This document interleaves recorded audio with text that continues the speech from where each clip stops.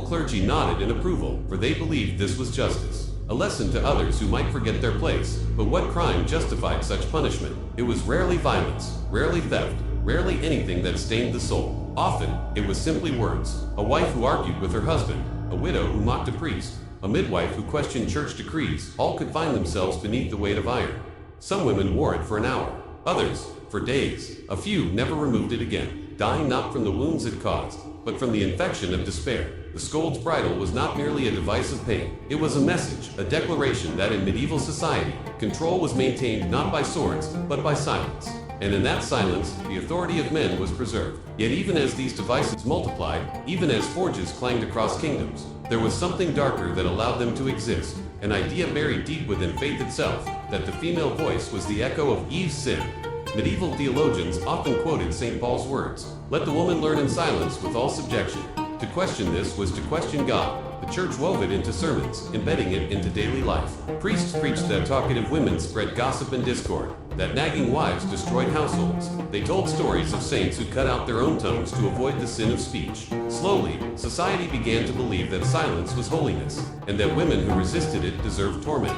This belief shaped the law. Town councils, influenced by clergy, passed ordinances granting magistrates the right to punish common scolds. In some places, the punishment was the ducking stool, plunging the accused into icy rivers until her voice froze to silence. In others, it was the bridle, the ultimate symbol of suppression. Men began to fear not witches or thieves, but words. And thus, Europe entered an age where iron became theology. But the story of the scold's bridle does not belong to the church alone. It belongs also to a society that found entertainment in cruelty. In the marketplaces of Edinburgh, in the small towns of Yorkshire, in the cobbled streets of Nuremberg, crowds gathered to witness women paraded in their rock. These spectacles were not hidden. They were theater lessons for daughters and warnings for wives. And when the bell rang from the bridal's crown, the people would know that order had been restored. Still, there were moments of quiet rebellion. In some towns, sympathetic neighbors slipped water or bread to the punished. Records speak of priests who later repented, admitting that the bridal's cruelty did not correct, but only hardened the heart.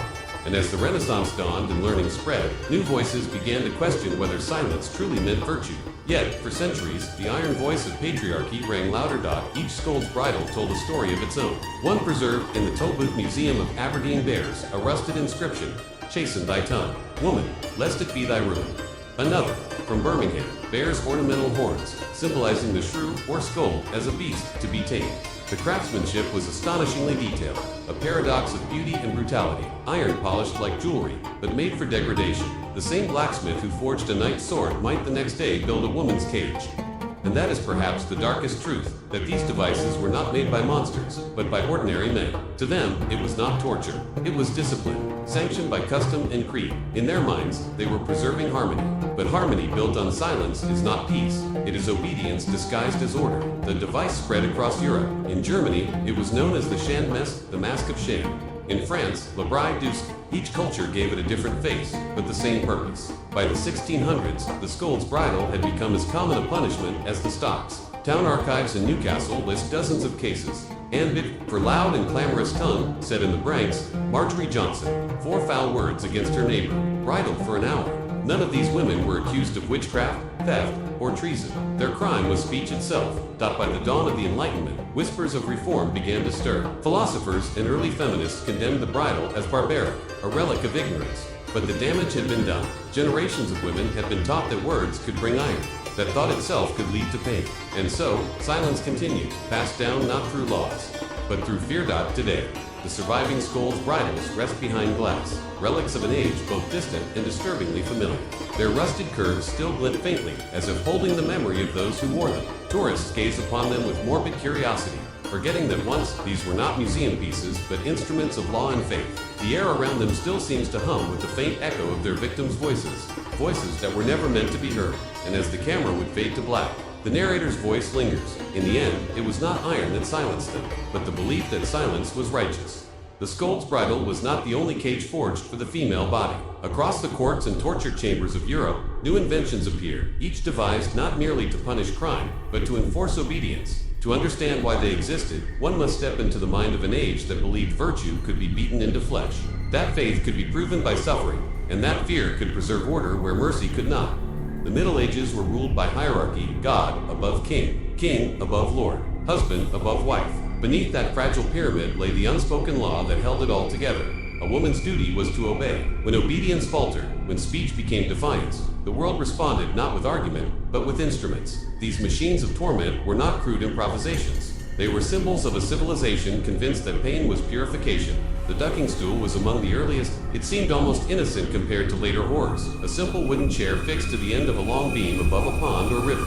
Yet its purpose was humiliation as much as injury. Common scolds and brawling women were bound to the chair, their skirts tied down and slowly lowered into the freezing water before the eyes of their neighbors. The crowd would jeer as the woman gasped for breath. The magistrate would nod gravely and raise her again, only to plunge her once more beneath the surface. Each submersion was a sermon. Let no woman raise her voice again. In towns like Canterbury, Nottingham, and Edinburgh, civic records coldly list these events, sometimes noting that the offender did confess her sin of railing.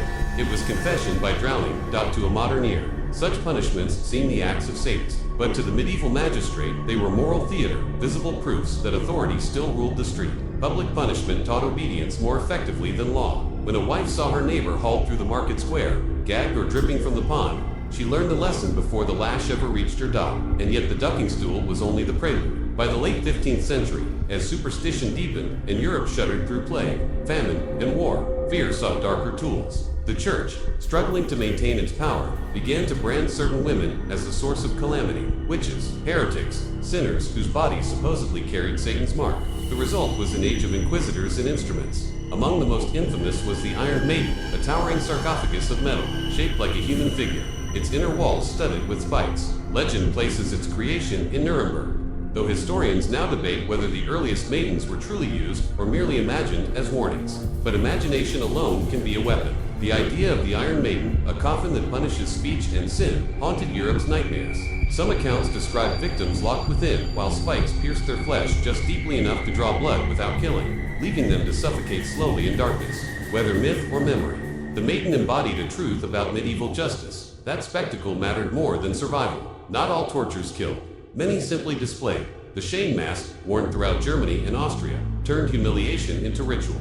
These were iron visages shaped into grotesque caricatures, long tongues for gossips, pig snouts for gluttons, donkey ears for fools. The wearer was paraded through town, bells jingling, laughter following. The pain was not physical, but social, the collapse of dignity before one's peers. Women accused of vanity, adultery, or gossip were the most common targets. The message was clear. A woman's face, once unveiled, could be turned into her own prison. Then there was the pear of anguish, one of the most disturbing devices ever imagined. Small enough to fit in the palm, it opened into 4 metal leaves when a screw was turned. Variants existed for mouths, for rectums, for vaginas, each expanding until flesh tore. Many of these designs appeared in later centuries and were used selectively during interrogations, especially under witch trial hysteria. The church insisted it sought truth.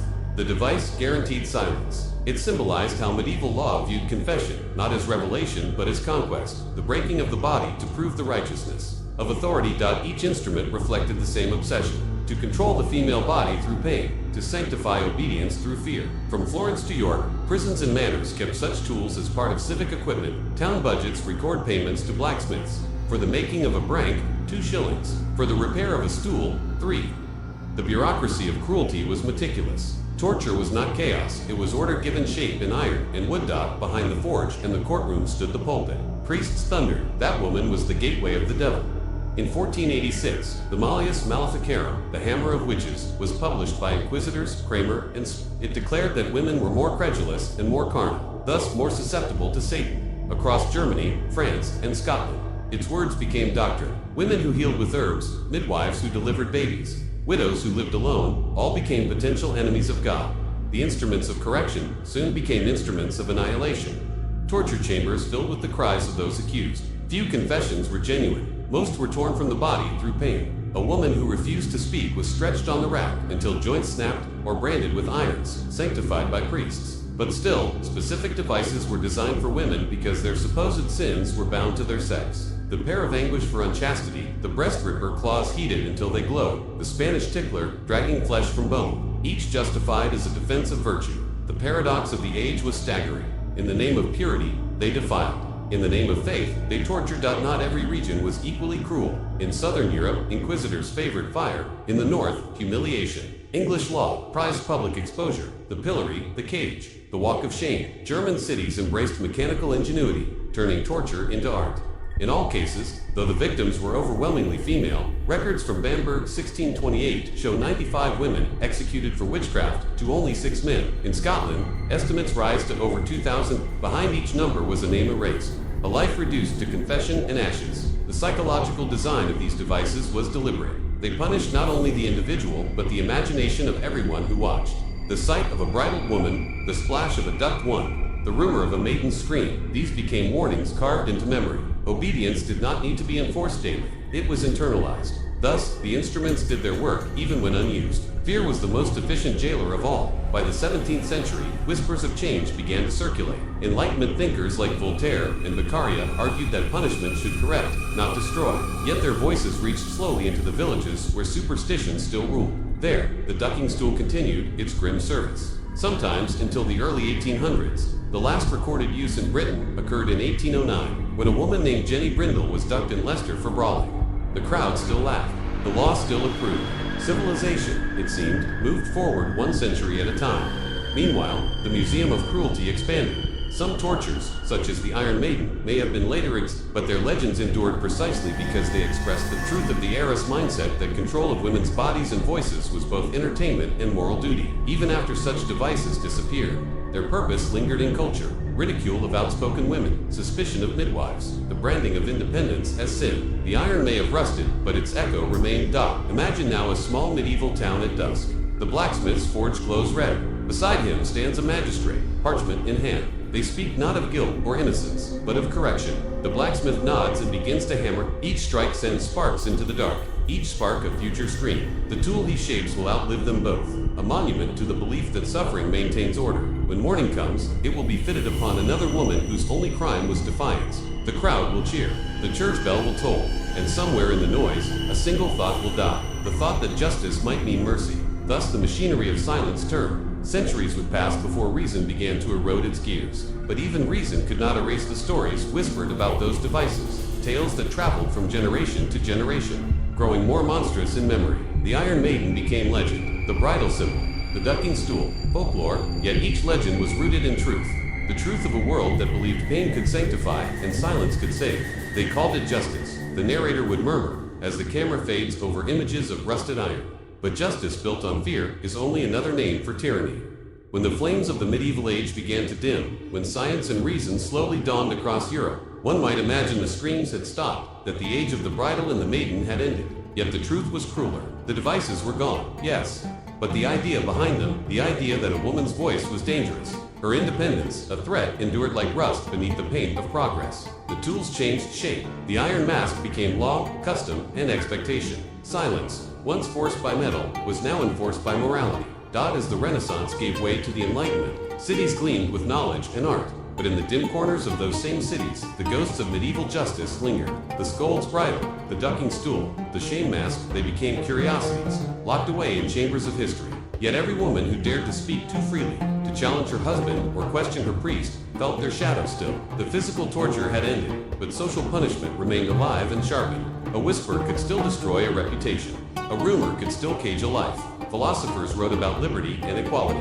But the Enlightenment was not kind to women. Rousseau himself wrote that a woman's virtue lay in obedience. Others argued her purpose was domestic, not public. Even as Europe celebrated the birth of reason, half its population remained bound to silence. The relics of torture, the bridle, the stool, the mask became symbols of a different kind of imprisonment, the one no law needed to enforce.